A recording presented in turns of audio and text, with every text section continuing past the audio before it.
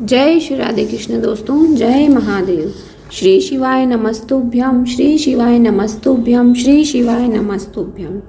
श्रावण मास महात्म की कथा में आज हम श्रावण शुक्ल तीज अथवा स्वर्ण गौरी व्रत का वर्णन करेंगे। श्रावण शुक्ला तीज की जानकारी। यह त्योहार श्रावण मास की शुक्ल पक्ष की तृतीया को उत्तरी भारत के सब नगरों में विशेष रूप से मनाया जाता है। घर घर में झूले पड़ते हैं, नारियों के समूह गीत गा गा कर झूला झूलती है। सावन में सुंदर से सुंदर पकवान, गुंजियाँ, घेवर, फैनी आदि बेटियों को सिंघारा भेजा जाता है। बयाना छूकर सासू को भेजा या दिया जाता है। इस तीज पर मेहंदी लगाने का विशेष महत्व है। स्त्रियां अपने हाथों पर मेहंदियां लगाती है और पैरों पर आलता लगाने का भी यहाँ पर परंपरा चली आ रही है। कहते हैं कि इस दिन गोरा विराग्नि में तप कर शिव से मिली थी। इस दिन राजस्थान में राजपूत लाल रंग के कपड़े पहनते हैं। माता पार्वती की सवारी निकाली जाती है। राजा सूरजमल के शासनकाल में इस दिन कुछ पठान कुछ स्त्रियों का अपहरण करके ले गए थे, जिन्हें राजा सूरजमल ने अपना बलिदान देकर छुड़वाया था। उसी दिन से यहाँ मल्ल युद्ध का रिवाज भी शुरू हो गया था। श्रावण मास कथा अध्याय 12 स्वर्ण गौरी व्रत अथवा श्रावण शुक्ला तीज। श्री शंकर भगवान ने श्री सनत कुमार से कहा, हे तात, अब मैं तुमसे श्रावण मास के शुक्ल पक्ष की तृतीया तिथि को किया जाने वाला शुभ स्वर्ण गौरी व्रत कहूँगा।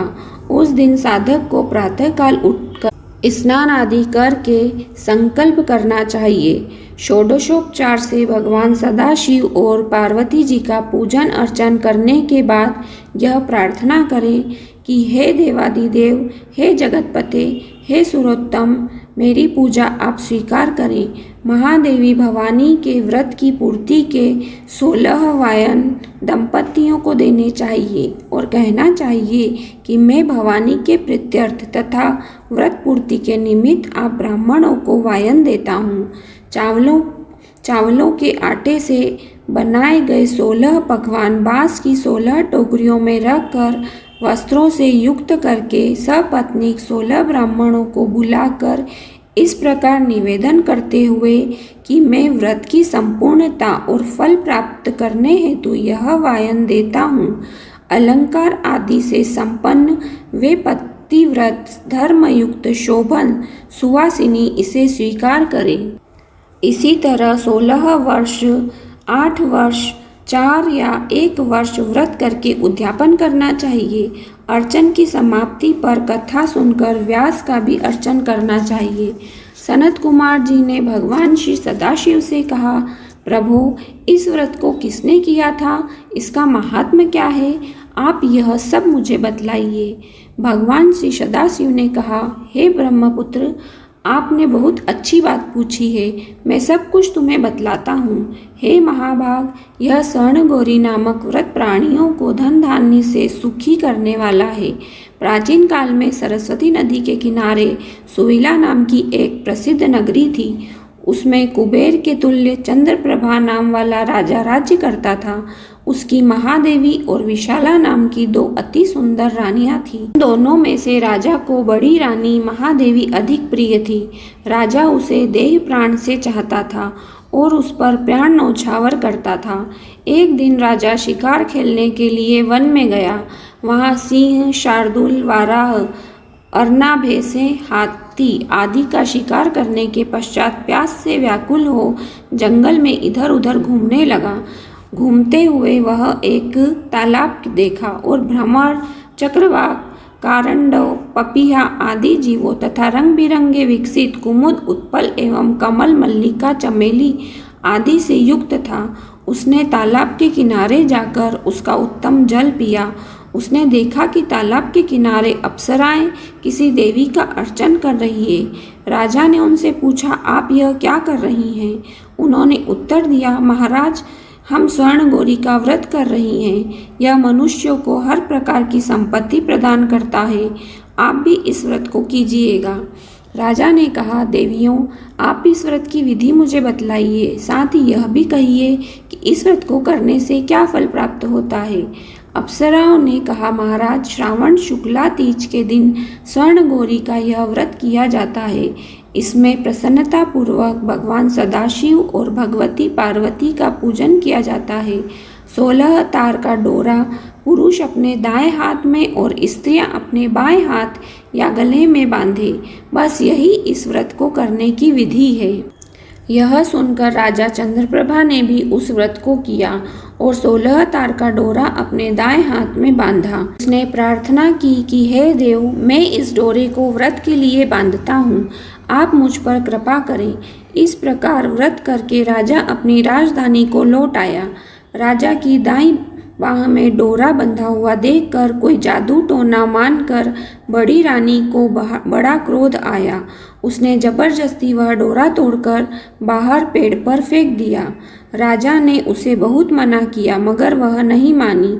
उस डोरे के स्पर्श से वह सूखा पेड़ हरा भरा हो गया और हरे रंग के ताजा पत्तों से संपन्न हो गया। छोटी रानी ने यह सारा हाल देखा तो उसने उस डोरा को पेड़ से उतारकर अपनी बाईं भुजा में बांध लिया। बस उस डोरे के प्रभाव से छोटी रानी राजा को सर्वाधिक प्रिय हो गई। इधर बड़ी रानी व्रत का अपमान करने से राजा द्वारा परित्यक्त तथा दुखी होकर वन में चली गई। वन में जाकर उसने महादेवी का ध्यान किया। वन में मुनियों के यहाँ आश्रय लेने पहुंची तो मुनियों ने उसका अपमान किया। तब वह दुखी होकर घोर जंगल में एक स्थान पर बैठ गई। उसको दुखी देखकर देवी ने दया करके उसे दर्शन दिए। रानी ने देवी को दंडवत प्रणाम किया और इस प्रकार उसकी स्तुति की, हे देवी, आपकी जय हो, आपको नमस्कार है। हे भद्रवरप्रद, आपकी जय हो। हे शंकर वांग्मय, आपकी जय हो। हे मंगल रूपे मंगला, आपकी जय हो। इस प्रकार बड़ी रानी ने देवी से वर प्राप्त करके गौरी पूजा की। व्रत के प्रभाव से राजा जंगल में गया और बड़ी रानी को वापस ले आया। देवी के प्रसाद से राजा तथा दोनों रानियों की सभी इच्छाएं पूर्ण हो गई। दोनों रानियों सहित राजा संपूर्ण राज्य का उपभोग कर समृद्धशाली हो गया। अंत में दोनों पत्नियों सहित राजा शिवलोक को चला गया। शिवजी ने कहा, हे तात, जो शोभना पार्वती का व्रत करता है वह मेरा तथा पार्वती का अत्यंत प्रिय हो जाता है। इस लोक में आपको अधिक लक्ष्मी प्राप्त होती है और वह अपने शत्रुओं पर विजय प्राप्त करके अंत में शिव के निर्मल लोक को प्राप्त कर लेता है। हे महामुने, तुम अब सावधान होकर इस व्रत की उद्यापन विधि भी सुनो।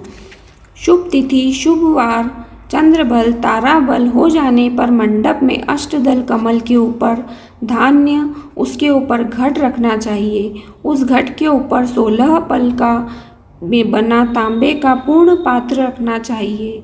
उस पूर्ण पात्र में तिल भरकर उस पर पार्वती तथा भगवान सदाशिव की प्रतिमाएं रखनी चाहिए। 2 श्वेत कपड़े और 2 यज्ञोपवीत रखने चाहिए तथा विधि वेद मंत्र से पूजन करके रात में जागरण करें। अगले दिन प्रातःकाल फिर पूजन करके हवन करना होगा। पहले ग्रह होम करना और उसके पश्चात आधान होम करना चाहिए। यव मिश्रित तिल को घी में मिलाकर 1000 या 100 प्रधान आहुतियाँ देनी चाहिए। वस्त्र, अलंकार, धेनु आदि से आचार्य की पूजा करनी चाहिए। 16 वायनों को दान करके सपत्नीक 16 ब्राह्मणों को भोजन करवाकर सामर्थ्य के अनुसार दक्षिणा देनी चाहिए। इतना हो जाने के बाद हर्षोल्लास से सगे संबंधियों के सहित स्वयं भोजन करना चाहिए। यह कथा यही समाप्त होती है। बोलो काशी विश्वनाथ भगवान की जय।